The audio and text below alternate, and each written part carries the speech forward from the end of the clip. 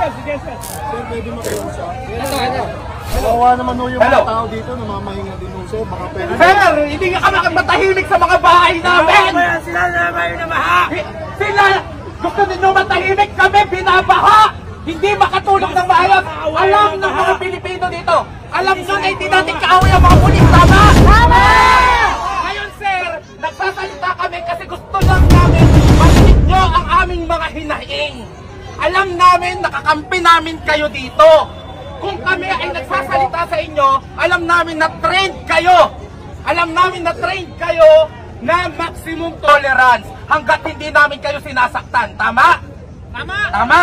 Hanggat nagsasalita lang kami kasi that's freedom of expression. Nakita nyo naman, nung sabi nyong umatras kami para pantay, umatras kami. Hindi namin kayo inaaway. Alam mo kung anong ginagawa namin? Humihingi kami ng tulong sa inyo. Tama! Yan!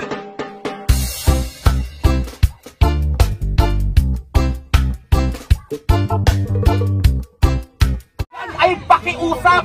That's an appeal.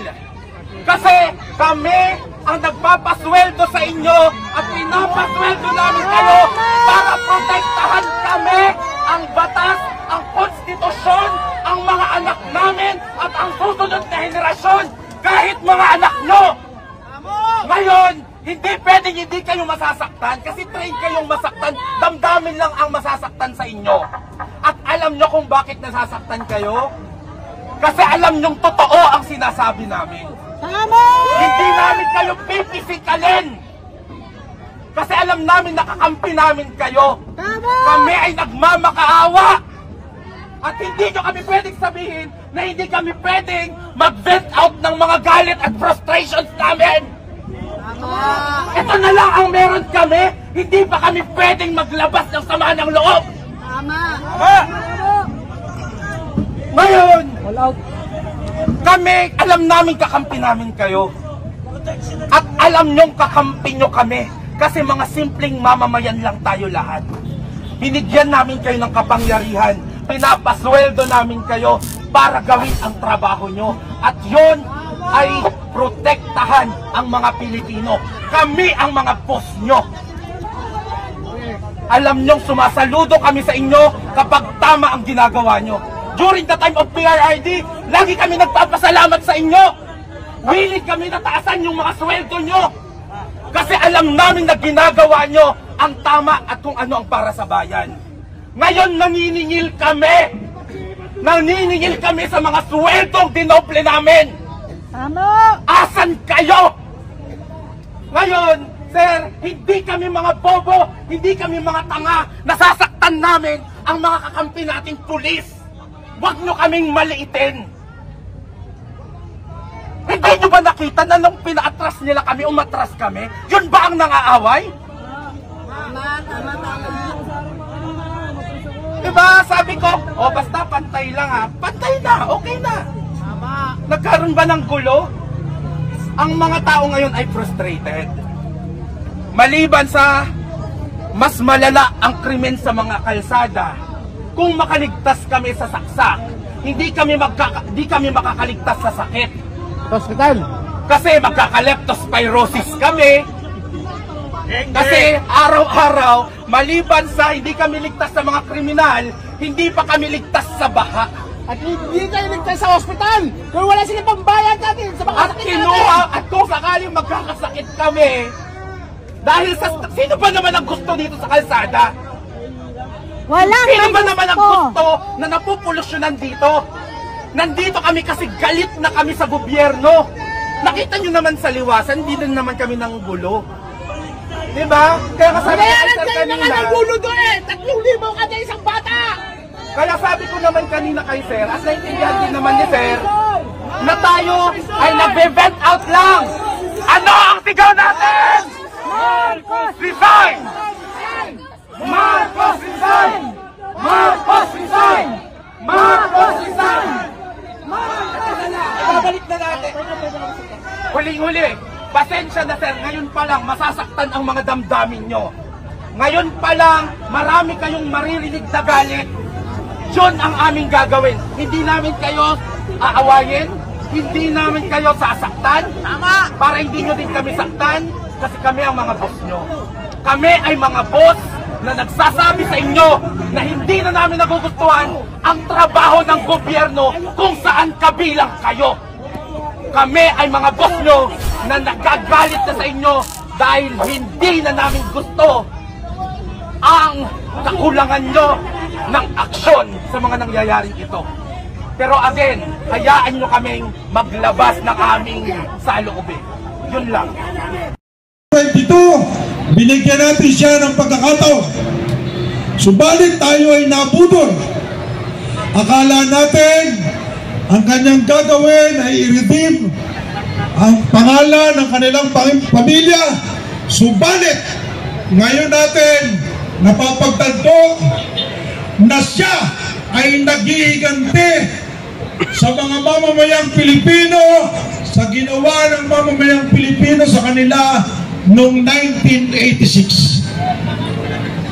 Subalit naniniwala ako na kung noong 1986 ang mga Pilipino ay nagkaisa, at ako, sinasabi ko nga, mapalad ako sapagkat sa buhay ko, dalawang Marcos ang nakita ko na palalayasin ng mga Pilipino dito sa Pilipinas. Mga mahal kong kababayan, ang nangangas lang na makipaglaban, ang nangangas pagtagumpay. Kung walang kikilos, ay sino ang kikilos? At kung hindi tayo, ay sino? At kung kailan tayo kikilos? Hindi ba ngayon, ito na ang pagkakataon natin upang tayo magkaisa, ipaglaban natin ang ating karapatan. Mga mahal kong kababayan, we are the Filipino people. We have the numbers. And let us convert that numbers into power. And that is the people power. Mga kababayan ko,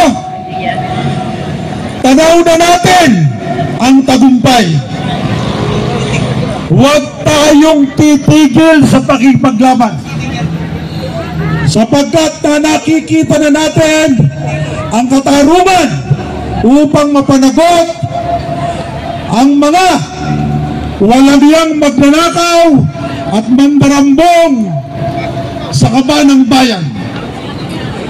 So inuulit ko, mga mahal kong kababayan, patuloy tayong magkaisa, patuloy tayong makipaglaban, sapagkat nasa ating mga kamay ang ikatatagumpay ng ating pakipaglaban. Hindi na po ako magpapakahaba, at bago ako magtapos ng aking sasabihin, sabayan nyo lamang ako. 3 salita. Ito po. 1, 2, 3. Marcos resign! Marcos resign! Marcos resign! Maraming salamat po sa inyong lahat. Mga kababayan, mga kasama, walang bibitiw. Sapagkat malinaw na malinaw, ganito tayo ginagago ng ating gobyerno. Tama! Yang pangulan na yan ay bunga ng isang cloud seeding. Kaya wala pong aalis, maya-maya mawawala din po yung ulan na yan. Dahil kung titignan ninyo buong kalangitan, yan pong papalapit, ang susunod na kadiliman ay liwanag ulit. So cloud seeding po yan. So walang aalis, back to you, kasama. Okay, tuloy-tuloy ang ating laban para sa ating inang bayan. Hindi po tayo pwedeng takutin sa cloud seeding na yan para mapatahimik ang taong bayan. Dahil sawa na tayo sa nangyayaring korupsyon sa ating lipunan. Nakikita nyo naman napakainit dito sa kabila, at sa kabila ay umuulan. Sino ang ginagago nila? Di ba ang taong bayan? Hindi tayo matatakot sa kanila sapagkat ang tunay na boses, ang tunay na kapangyarihan ay nasa taong bayan. Wala sa kanino mang politiko. Okay, ang susunod po nating tagapagsalita ay si Kuya Ricky Bayugo Jr. Kuya Ricky.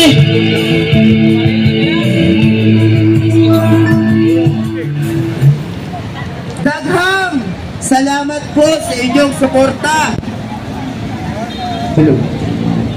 Maayong tanghali o maayong hapon po.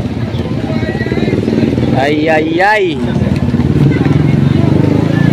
Hindi ko alam kung saan ako magsisimula. Dahil itong mga puntang inang ito hindi na naawa sa atin. Kayo ba ay papayag na harap-harapan tayong ginagago? Harap-harapan tayong ninanakawan? Kaya, ito na yung araw at ito na rin yung oras para tayong lahat, taong bayan ay magkaisa para mapatalsik ang mga putang inang kurakot na yan na nakaupo sa kanilang mga pwesto. Tama ang mga sinabi ng mga nauna na speaker.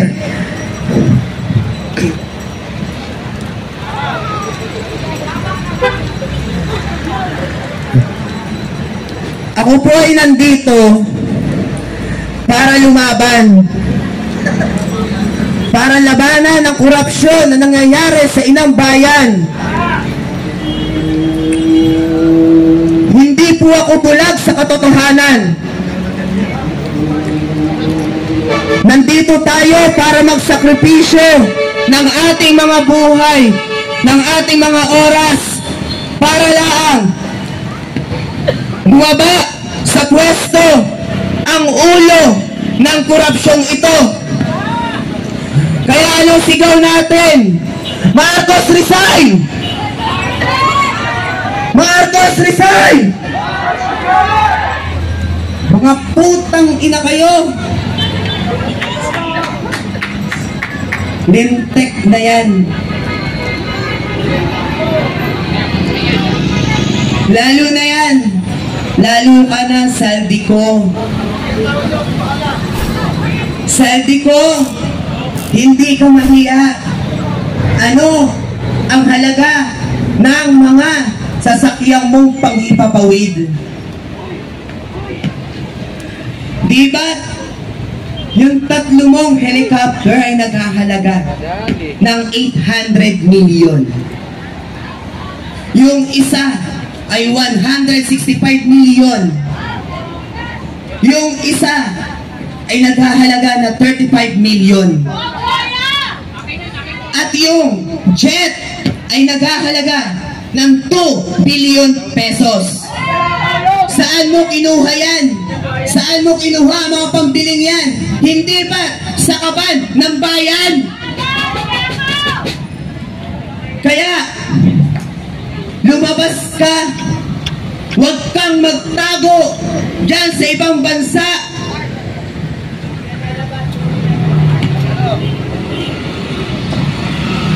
Lalo na ikaw, Martin Romualdez. Nasasaan ka din? Hindi ba't wala ka dito sa bansang Pilipinas? Patuloy kayo ng patuloy na kumakarakot. Patuloy na ninanakawan. Kaming taong bayan, maawa kayo. Hindi ako takot mamatay na ako'y lumalaban. Takot akong mamatay na hindi lumalaban. Hindi rin ako takot na inyong kasuhan. Dahil ang aking pinaglalaban ay para sa taong bayan at para sa inang bayan. Maraming salamat po. Okay, maraming salamat po, kapatid na Ricky Jr. Okay, ang susunod po nating tatawagin ay walang iba kung hindi si Kuya Feliciano Reducion. Kuya Feliciano Reducion, nasaan ka na? Nasaan na po kayo? Kuya Feliciano. Okay, si sister pala. Okay, sister. Okay, pakinggan po natin. Hello, magandang hapon sa inyo lahat.